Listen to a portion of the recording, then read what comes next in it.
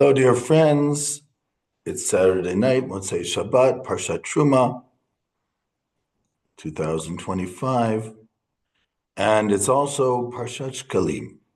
I want to talk a little bit about Parashat Shekalim, about the 4 Shabbatot that lead up to Passover, and you might even call it 5.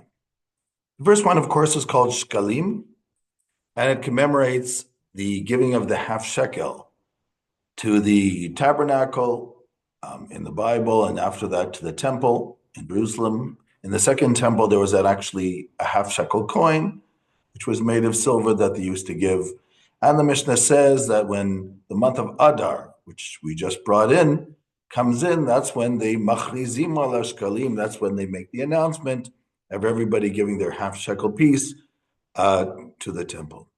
The second one, of course, is Zachor, which is usually read the Shabbat before Purim, which is remembering the story of Amalek, the nation that attacked us when we left Egypt on the way to the land of Israel, and mentioned twice in the Torah. The third one is Shabbat Parah, which is usually just before the month of Nisan, which talks about the ceremony of the red heifer, where a person would become purified if they had come in contact with a dead body, etc.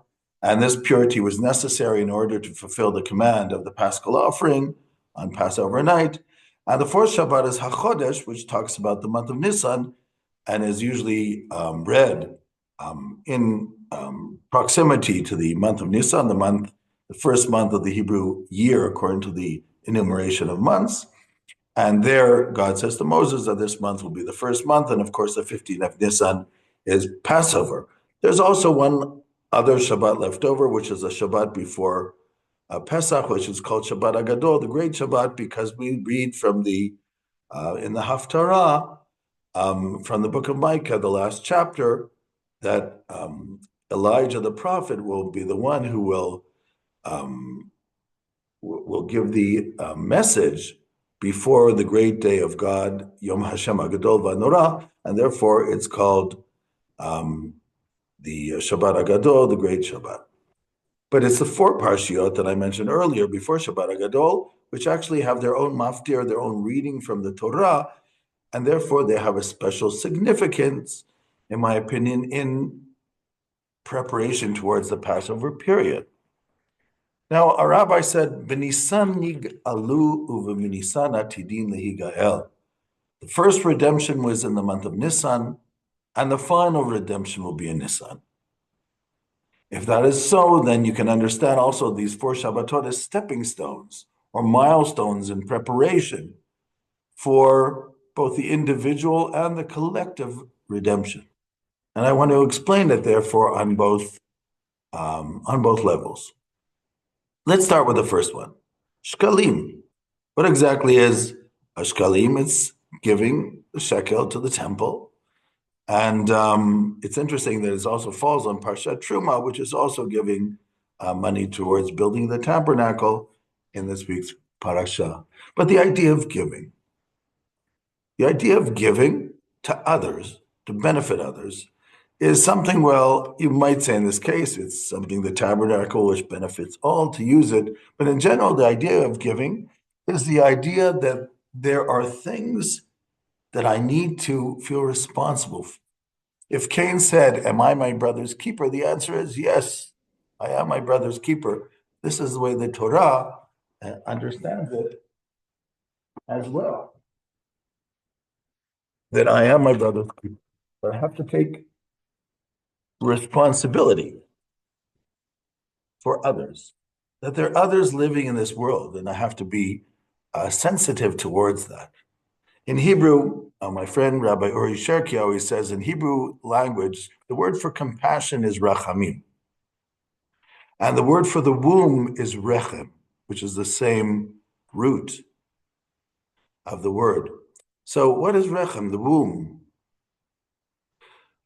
When a woman has a child in her womb, she realizes for the first time that she has another life within her life. In the same way, but metaphorically, the ability to feel compassion and empathy for others is to somehow realize that somebody else out there has pain too, and to bring them into my world. And that's called compassion, just like in the womb. You might, if you want to add, you could say, just like in the womb, you don't want the child to um, end your life, because Judaism does recognize when you have that type of a problem, you always have to be careful when you help people. Always have to balance it. You don't want people to ruin your life by just spending all your time helping others and not having your own life, unless that makes you happy, of course. That's why the Talmud says, "Hamavazbez ayavazbez b'yoter michomesh." When you give out tzedakah, when you give charity, not more than 1/5. But in general, the idea of giving charity, the idea of lending my time to others, of doing things for others, this feel of compassion, this feel of empathy, this is where ethics starts. And as Immanuel Levinas, the Lithuanian-born French philosopher of Jewish origin, once said, why does it say in the Hebrew Bible, in Leviticus chapter 19, "Ve'ahavta l'reacha kamocha ani Hashem"? You shall love your neighbor as yourself, for I am God. What's the addition, I am God? Levinas says that normally as human beings, we are egocentric. That's the idea, really, of the evolutionary theory, where every living organism wants to ensure its survival. So why should I give for something else, for somebody else, when I might need it one day? So this idea of ethic, you might say, it doesn't always, it shows that we can surpass sometimes the evolutionary need for our own survival when we feel that there are others that we want to help too. This is what it means to be an ethical human being. And so Levinas says, when you realize that there are others out there, when you're able to break your egocentric bubble and hear the pain of others and recognize that they need help too, then you can also bring God into your life. Because if not, you're going to be close to everything, not just the other. So getting back to this, Shekalim, in my opinion, first of all, on the individual level, to be an individual is the ability, an ethical individual, the ability to transcend your own bubble at least sometimes, to help others and know that there's pain to others and to show compassion. That's what makes us a human being in the end. That's the meaning of loving your neighbor as yourself, meaning to put them in your world a little bit when necessary. Sometimes you have to do things just for yourself. That's not a problem. But sometimes when you have the ability, you also have to do things for others. And that makes you a better human being. And it'll make you a happier human being. And there's more to say about that. So that's first of all on the individual level. And on the social level, the idea of social responsibility, that's how a community is formed. That's how we work on the collective. We realize that there are different people in society, and for whatever reasons, people have problems and people get sick and people run into stumbling blocks in life. And that's why this idea of interresponsibility of the community is a very important thing as well. So that's the first milestone. The second milestone is called Zachor, remembering Amalek, this enemy who wanted to destroy you. What does that mean? Here I'm going to start on the collective level. On the collective level, we are peace seekers. We believe in life, we're peace seekers, and we like to see life that way. And that's why we sometimes have difficulty understanding, why are there people out there, why are there groups out there who want to kill us? Like, what's the point? I don't get it. But you have to understand that on this planet, there are different people. and different cultures and different ways of thinking. And unfortunately, there's also groupthink and brainwashing. And unfortunately, despite the value of the internet, with the logarithms, there are ways of bringing people a lot of fake news and brainwashing them. Unfortunately, it's possible. And you can actually get groups of people to do things because they think they are battling the forces of darkness when there's actually nothing there, especially if you scare them.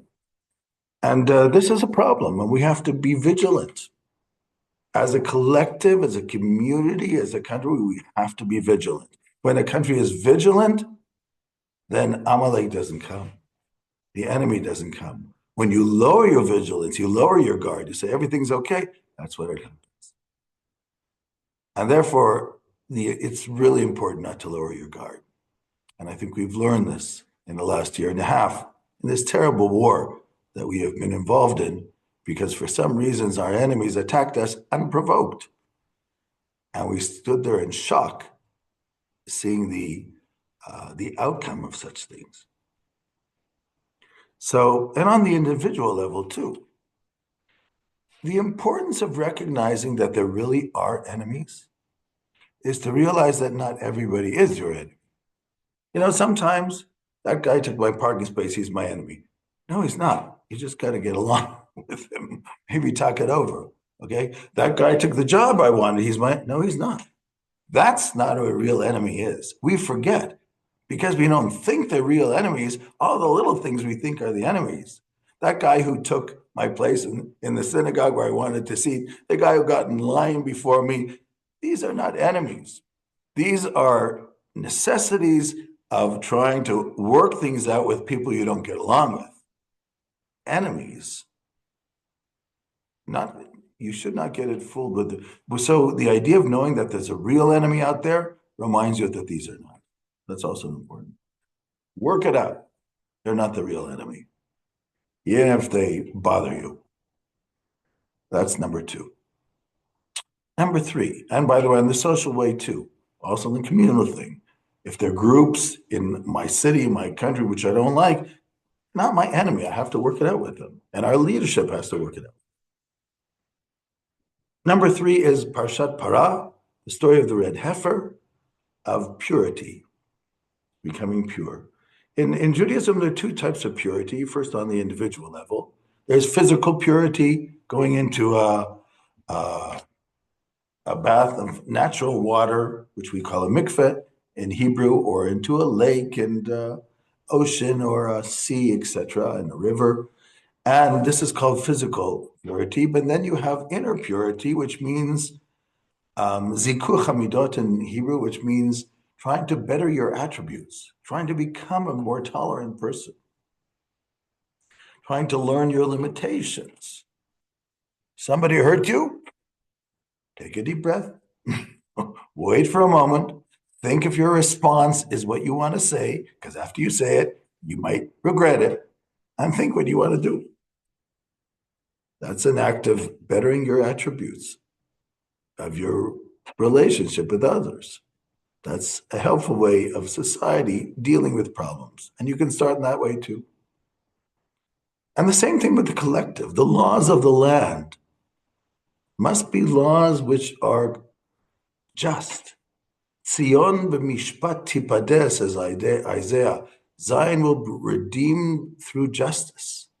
Because just laws, the idea of laws in general, are to create limitations, to create limitations on everybody in order to create the maximum freedom for everybody.